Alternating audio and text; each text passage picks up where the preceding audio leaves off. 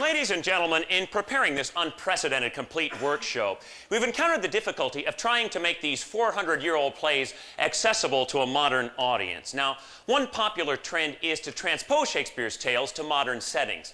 And we've seen evidence of this with productions of Shakespeare's plays set in such unusual locations as the lunar landscape, Nazi prisoner of war camps, and even Vancouver. Now,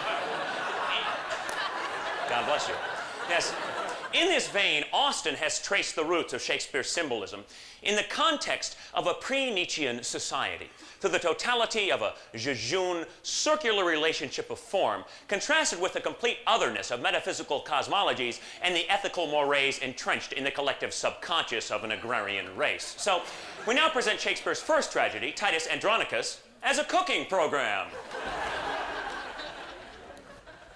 Good evening, ladies and gentlemen.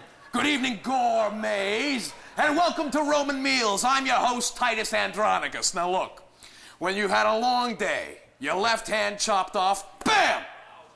Your son's murdered, your daughter raped, her tongue cut out, and both her hands chopped off, bam, bam! Well, the last thing you want to do is cook, you know what I mean? Unless, of course, you cook the rapist and serve him to his mother at the dinner party. My daughter Lavinia and I will show you how. Good evening, Lavinia. Hey. And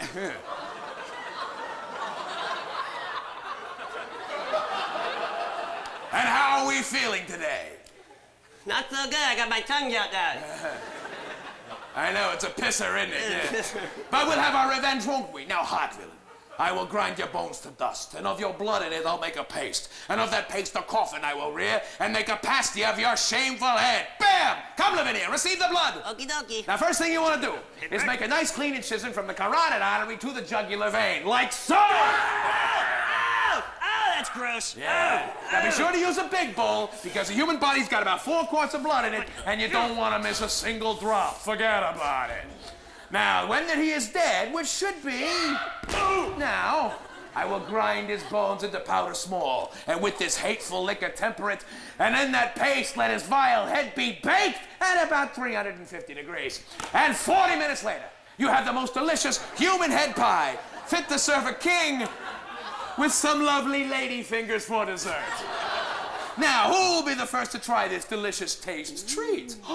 Welcome, gracious Lord. Welcome, dread queen. What please you eat, what please you feed. Come on, it's finger-licking good. Good one, man. High five.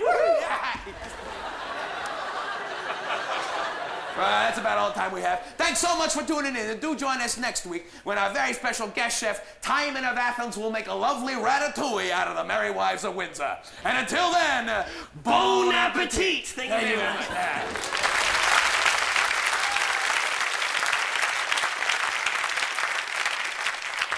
I hope no one was too offended by Titus Andronicus. Shakespeare, as a young writer, seems to have gone through a brief Quentin Tarantino phase. But we shall now move on to explore the genius evident in Shakespeare's more mature work. As we